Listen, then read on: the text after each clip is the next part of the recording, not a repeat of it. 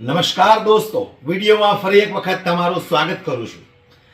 આમ તો ઘણો બધો ખાસો એવો સમય વી ગયો છે વિસાવદરની ચૂંટણીને જે તારીખ જાહેર કરવાની છે એ તારીખનો.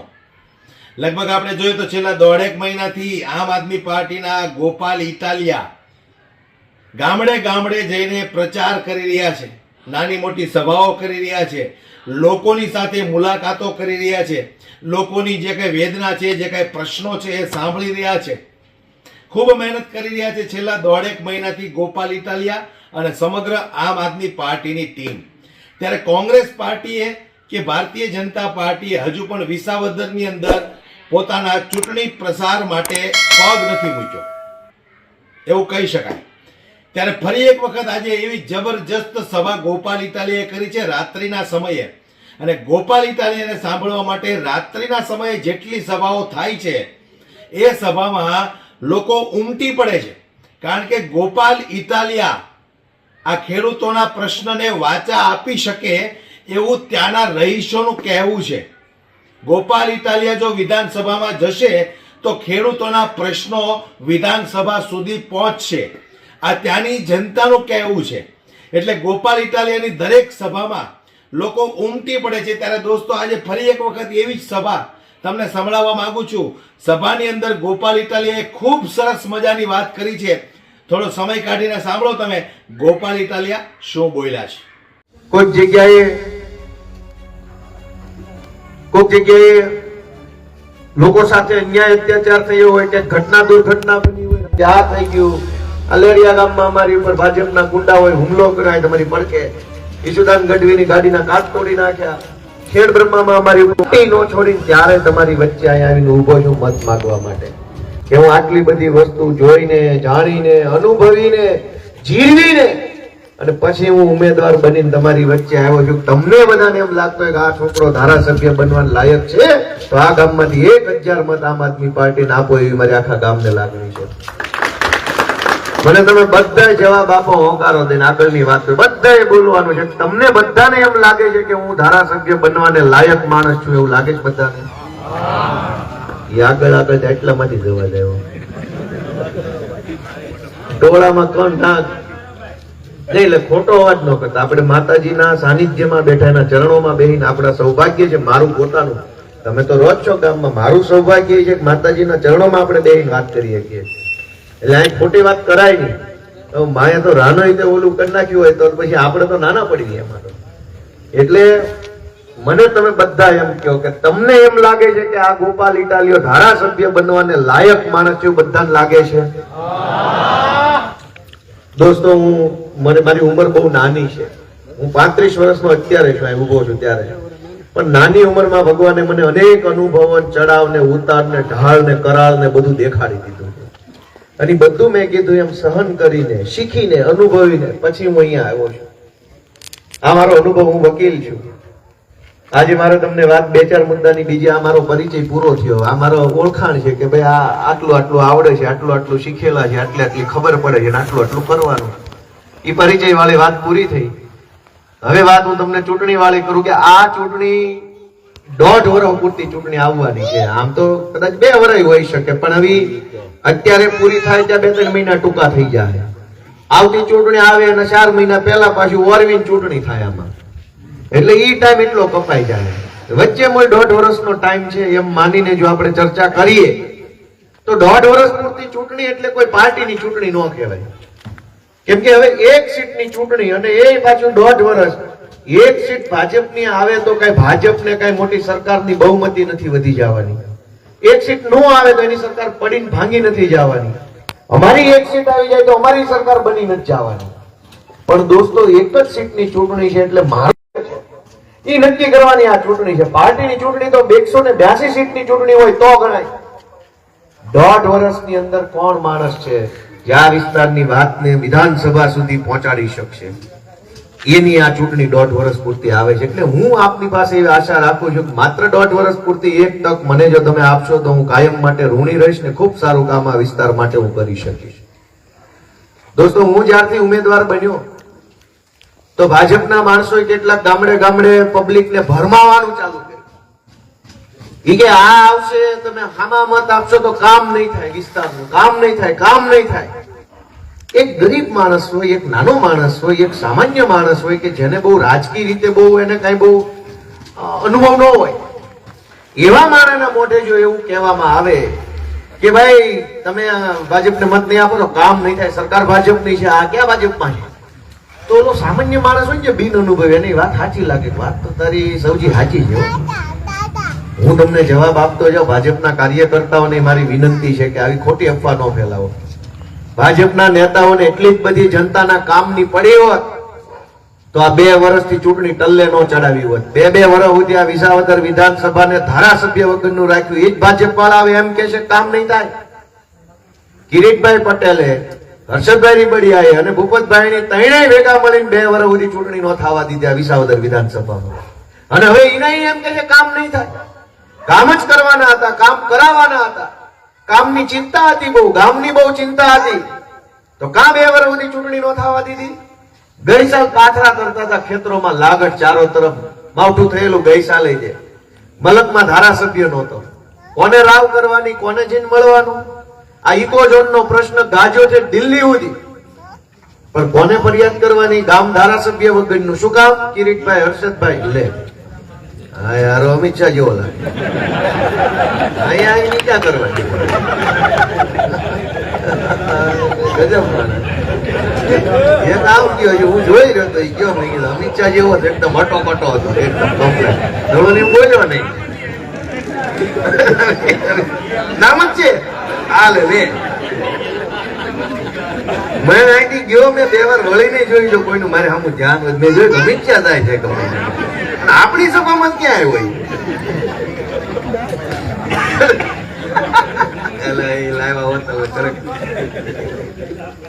આ ભાજપના રાજમાં ભાજપની સરકારમાં 2 કામ બહુ વહમાં છે. ગામમાંથી આખલો કઢાવો અને મામલતદારમાંથી દાખલો કઢાવો. એમાં ફીણ આવી, એ મેળ જ નથી, નીકળે જ નહીં. નો દાખલો નીકળે, નો આખલો. 40 વર્ષ આમદામ આપડા વૈયા ગયા ભાજપના રાજમાં. તોય મારું બેટું એ બોડી અમારી જાય ચૂંટણી ટાણે, કામ થઈ જાય, કાંઈ થતું નથી. પણ હું તમને એમ વાત કરતો હતો કે ભાજપ વાળા એ અફવા ઉડાવે છે કામ નહીં થાય. સરકારી કે ભાજપની છે ને આ તમારે એકલો જઈને શું કરશે? ત્યાં અમારી આખી સરકાર બેઠી, આ એકલો શું કરશે? ગોપાલ ઇટાલિયા. હું તમને જવાબ આપતો જાઉં શું કરશે. ભાજપમાંથી 156 ધારાસભ્ય 2022 ની ચૂંટણી જીત્યા. પછી આ ભૂપતભાઈ જેવા, નરવિન લાડાણી જેવાના પક્ષ પલટા કરાવી 162 પોગાડ્યું છે. અત્યારે વિધાનસભાની અંદર ભાજપમાંથી 162 ડોબા બેઠા છે, ધન રેઠું છે. અને એકને ગોવાળ તરીકે મોકલો તો ધન સારી વ્યવસ્થિત રીતે ધન રેઠું કોઈ કહેવા વાળું નથી. તમને એમ લાગે કે આ ગોવાળ હજરબમ છે, આને આપો તો ધન હાંચવી લે, તો હું ધન હાંચવીશ, ઢોર વ્યવસ્થિત ચાલીશ અને કમ્પ્લીટ બોલવા જેવું હોય ને બોલીશ. આટલું તો હું કરી શકું ન કરી. તમે વિચાર કરો દોસ્તો કે કામની ચિંતા કરે છે. કામની ચિંતા હોત કે કામ નહીં થાય. તમે વિચાર કરો કે ભાજપ વાળા એમ કે છે સરકાર અમારી છે, કામ નહીં થાય. હું તમને સમજાવું કે કામ થઈ જ જવાના હોત તો સાંસદ સભ્ય આજે ભાજપનો છે. આ વિસાવદરમાં તાલુકા પંચાયત આખી ભાજપની છે, જિલ્લા પંચાયત પણ ભાજપની છે. ગ્રામ પંચાયતનું મકાન નથી બન્યું 40 વર્ષથી. હું તો 2025 માં ચૂંટણી લડવા આવ્યો, પણ ગ્રામ પંચાયત, તાલુકા પંચાયત, જિલ્લા પંચાયત તો ભાજપની છે. ભાજપના તાલુકા પ્રમુખ છે, જિલ્લા પ્રમુખ છે. કાં ગ્રામ પંચાયત નથી બનતી ભાઈ ગામમાં? અને તમારા એક ગામમાં નહીં, કાલાવડ ગામમાં ગ્રામ પંચાયતનું મકાન નથી. ગામમાં બેઠો હતી કે ભાઈ અહીં અમારા પંચાયતનું મકાન જ નથી. અને હજુ એનાથી ઊંચી વાત તમે સમજો આખું ગામ. હું આજે સવારે એટલે મેં ગામમાં પૂછ્યું કે ભાઈ ધક્કા ખાવી ટાંકી નથી પાડતી, ટાંકી બનાવવાની છે એવું નથી કીધું. તો મેળી ન પડે ભાજપના રાજમાં. તમારા ગામની પંચાયતનું મકાન નથી બનતું, ટાંકી શું બને? ટાંકી 30 વર્ષ પહેલા જે સરકાર, જે નેતા છે એને બનાવી, હવે જૂની થઈ ગઈ, પાડવાની છે. કોઈ પાડવા વાળો માણસ નથી મળતો આવડી મોટી સરકારમાં. કોઈ કઈ એને પાડવાની પ્રોસેસ જ નથી થતી.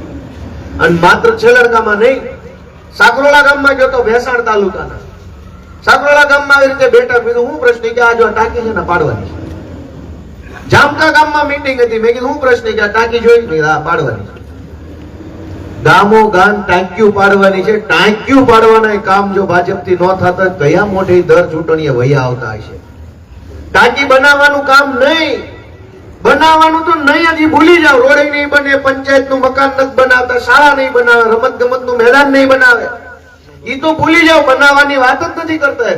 પાડવાનું હોય તો પાડવા વાળો કોઈ માણા આવડી મોટી સરકારમાં નથી ને એ ભાજપ વાળા કયા મોઢે કહેતા છે વિસાવદરમાં મત આપો.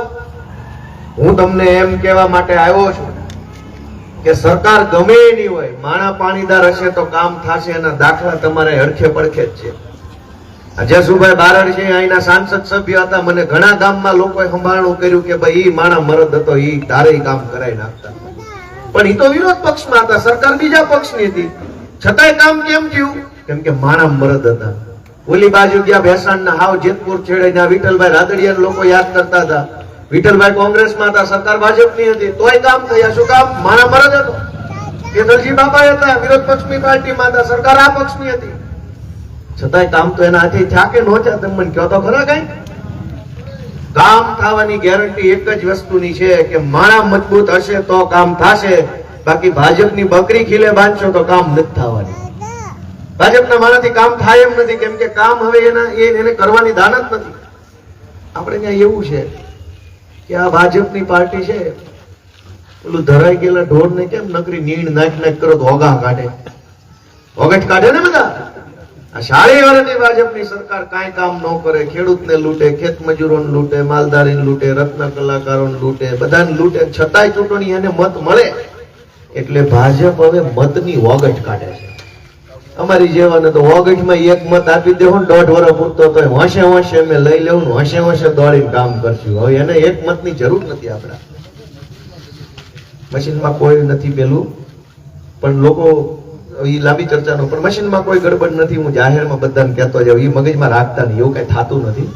એ બધી ખોટી વાતો છે. મશીનમાં ગડબડ હોય, ભૂપતભાઈ જેવા થોડા જીતી જાય. એ તમે જીતાડ્યા એટલે જીત્યા ને. અને તમને બધાને ખબર હશે, મોણિયા ગામમાં મતદાન પૂરું થયું. હું તમને એક અંદાજ આપું કે મતદાનની તારીખ 2022 ની પૂરી થઈ પછી આખા ગામના બધા લોકોએ મનમાં વિચાર્યું છે ભૂપતને આપણા ગામમાં આટલા મત મળશે, એવું વિચાર્યું હતું ને બધા મનમાં. અને એટલા જ મત નીકળ્યા કે ઓછા નીકળ્યા? બધા નીકળ્યા ને. એનો અર્થ એવો છે જેટલું તમે કરો છો એટલું મશીન માંથી નીકળે, પણ આપે જ ઓછું તો કોને દોખો કરવા જાઓ. પણ હું તમને બધાને એક વિનંતી કરવા માટે આવ્યો છું કે કામ ભાજપના લોકોથી થવા નથી. શું કામ? કે આ વિસાવદર, ભેસાણ અને જુનાગઢ ગ્રામ્ય વિધાનસભાની અંદર ભાજપમાંથી ચૂંટાયેલા હોય, ચૂંટણી જીત્યા હોય, બિનહરીફ થયા હોય કે ચૂંટણી મતદાન થયું હોય, ચૂંટણી જીત્યા હોય એવા 100 લોકો ચૂંટણી જીતેલા માણસો છે. કેટલા? 100. શેના? ત્રણેય તાલુકાની તાલુકા પંચાયતના સભ્યો છે, ત્રણેય તાલુકામાં આવતી જિલ્લા પંચાયતના સભ્યો છે, ત્રણેય તાલુકાની કોઓપરેટિવ બેંકમાં ચૂંટણી જીત્યા હોય એવા માણસો છે, ત્રણેય તાલુકાના યાર્ડના માણસો છે ચૂંટણી જીતેલા, બધી ડેરીના માણસો ચૂંટણી જીતેલા છે જે આ પંથકમાંથી હોય, ડિસ્ટ્રિક્ટ બેંકની અંદર પણ ચૂંટણી જીતેલા છે, જિલ્લા યાર્ડમાં ચૂંટણી જીતેલા છે જે આ પંથકના ડિરેક્ટરો હોય. 100 માણસો એવા છે જે ભાજપમાંથી ચૂંટણી જીતેલા છે અને વિસાવદર, ભેસાણ કે જુનાગઢ ગ્રામ્યના છે.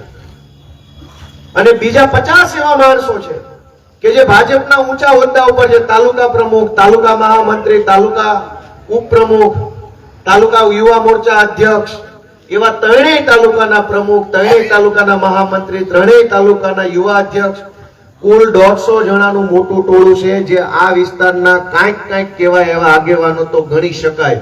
ચૂંટણી જીતેલા 100 અને સંગઠનના 50. 150 જણાનું ટોળું 12 માસ હડિયાપાટી કરે છે. પણ જો એક સારો રોડ નો બનાવી એકતા હોય તો કોકે પૂછવું તો પડશે કે ભાઈ તું શું કામ કરવાનું? ડેરીમાં, બેંકમાં, તાલુકામાં, જિલ્લામાં, નગરપાલિકામાં બધી જ ભાજપના માણસો ચૂંટાયેલા છે. અને છતાંય કામ ન થાય, રોડ ન બને, એનું બાનું હું કાઢવાનું? ધારાસભા મત નથી આપતા એટલે કામ નહીં થાય. તો આ 150 જણાનું આણામાં લાવ્યા છે. 150 જણા ચૂંટણી જીતેલા 100 અને 50 બીજા. દોસ્તો કામ નહીં થાય એનાથી. હું તમને એવી વિનંતી કરવા માટે આવ્યો છું, 1.5 વર્ષ પૂરતો મારામાં એક અખતરો કરી લો. કુકડા જેવું કામ ન કરીએ તો કહેજો ને.